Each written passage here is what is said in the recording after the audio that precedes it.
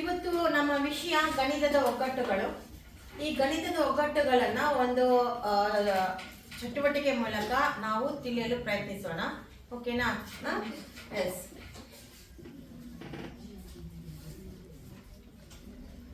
ಒಂದು ಸಂಖ್ಯೆಯ ಘಾತ 2 ಆಗಿರುವೆನು.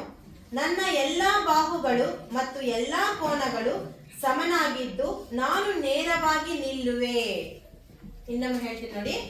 ಒಂದು ಸಂಖ್ಯೆಯ ಘಾತ ಎಷ್ಟು? 2 ಆಗಿರುವೆನು. ನನ್ನ ಎಲ್ಲಾ ಬಾಹುಗಳು ಏನಾಗಿರ್ತವೆ ಮತ್ತು ಎಲ್ಲಾ ಕೋನಗಳು ಏನಾಗಿರ್ತವೆ? ಸಮನಾಗಿರ್ತವೆ. ಹಾಗಾದರೆ ನಾನು ಯಾರು? ಎಸ್. ರಾಜೇಶ್ವರಿ, ವರ್ಗ. Very good. ವರ್ಗ ತಾನೆ? ವರ್ಗ ಅಂದ್ರೆ ಹೆಂಗಿರುತ್ತೆ ಹೇಳಿ? ಎಲ್ಲಾ ಬಾಹುಗಳು ಸಮನಾಗಿರುತ್ತೆ ಮತ್ತು ಎಲ್ಲಾ ಕೋನಗಳು ಏನಾಗಿರುತ್ತೆ? ಸಮನಾಗಿರುತ್ತೆ. ಓಕೆನಾ? ಒಂದು ಸಂಖ್ಯೆಯ ವರ್ಗ 2 ಆಗಿದ್ರೆ, ಒಂದು ಸಂಖ್ಯೆಯ ಘಾತ 2 ಆಗಿದ್ರೆ ಅದನ್ನ ನಾವು ಏನಂತ ಕರಿತೀವಿ? ವರ್ಗ ಎಂದು ಕರಿತೀವಿ. Very good answer. ಓಕೆ, ಇನ್ನೊಂದು ಕ್ವಶನ್. ಶ್ರೀಮಂತರ ಉಂಗುರ ಮತ್ತು ಹಾರಗಳಲ್ಲಿ ಇರುವ ನಾನು, ನನ್ನ ಆಕೃತಿ, ಎಲ್ಲ ಬಾಹು ಸಮನಾಗಿರುತ್ತವೆ. ನನಗೆ ಒಂದು ಹೆಸರು ಇದೆ, ಹೇಳಬಲ್ಲಿರಾ? ಇನ್ನೊಮ್ಮೆ ಹೇಳ್ತೀನಿ ನೋಡಿ.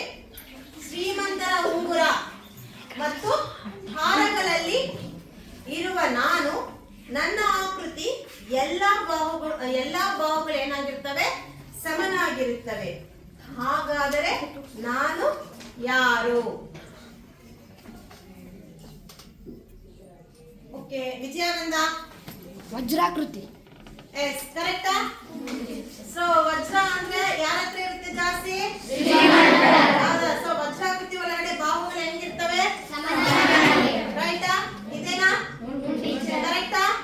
S, very good. ಓಕೆ, ಇನ್ನೊಂದು ಕ್ವಶನ್. ನನ್ನ ಅಳತೆ 90 ಡಿಗ್ರಿಗಿಂತ ಹೆಚ್ಚು, 180 ಡಿಗ್ರಿಗಿಂತ ಕಡಿಮೆ ಇದೆ. ಹಾಗಾದರೆ ನಾನು ಯಾರು? ಇನ್ನೊಮ್ಮೆ ಹೇಳ್ತೀನಿ ನೋಡಿ. ನನ್ನ ಅಳತೆ ಎಷ್ಟು? 90 ಡಿಗ್ರಿಗಿಂತ ಹೆಚ್ಚು, 180 ಡಿಗ್ರಿಗಿಂತ ಕಡಿಮೆ ಇದೆ. ಹಾಗಾದರೆ ನಾನು ಯಾರು? ಪದ್ಮ, ಕರೆಕ್ಟಾ? ವಿಶಾಲ ಕೋನ. ವಿಶಾಲ ಕೋನ ಅಂದ್ರೆ ಹೆಂಗಿರುತ್ತೆ ಹೇಳಿ? 90 ಡಿಗ್ರಿಗಿಂತ ಹೆಚ್ಚು, ಅಂತ ಕೋನವನ್ನು ನಾವೇನಂತ ಕರಿತೀವಿ?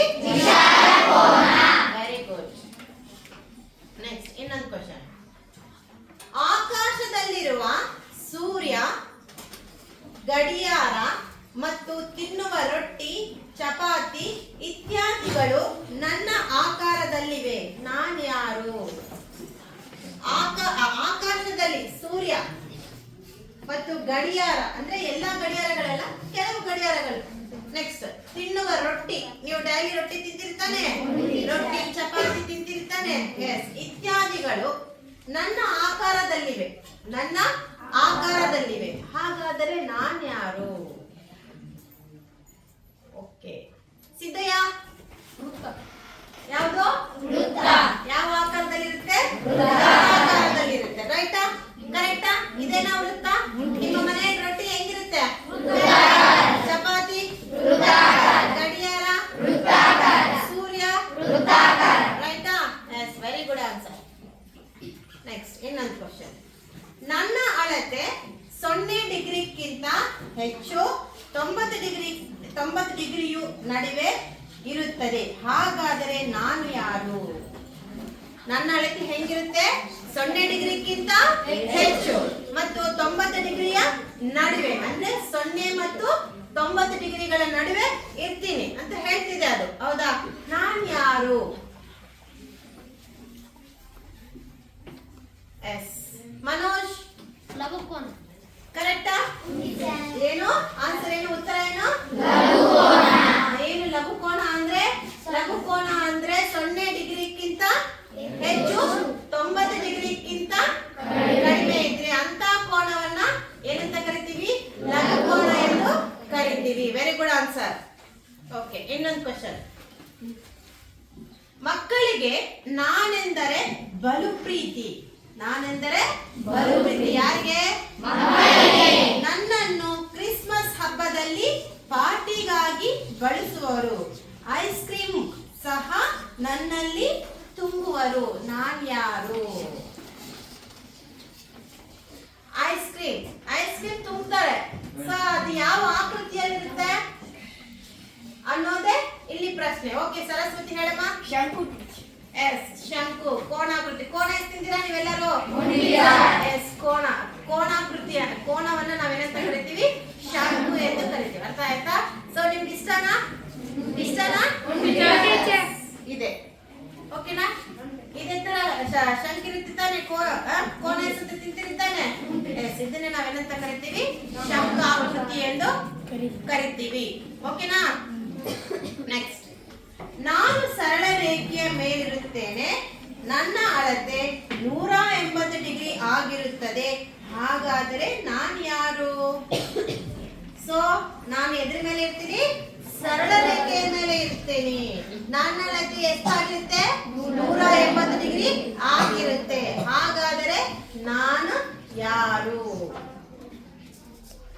ಸೋನಾಕ್ಷಿ ಕರೆಕ್ಟಾ?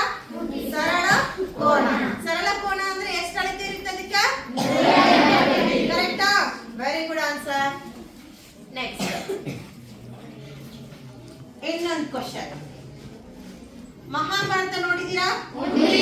ಕೇಳಿದೀರಾ? Okay, very good. ಮಹಾಭಾರತದಲ್ಲಿ ಪಾಂಡವರ ಜ್ಯೇಷ್ಠನಾಗಿರುವ ನಾನು ಚತುರ್ಭುಜವನ್ನು ತ್ರಿಭುಜಗಳ ಆಗಿ ವಿಭಾಗಿಸುವೆನು. ಊಹಿಸುವಿರಾ ನಾನ್ಯಾರು? ಏನು?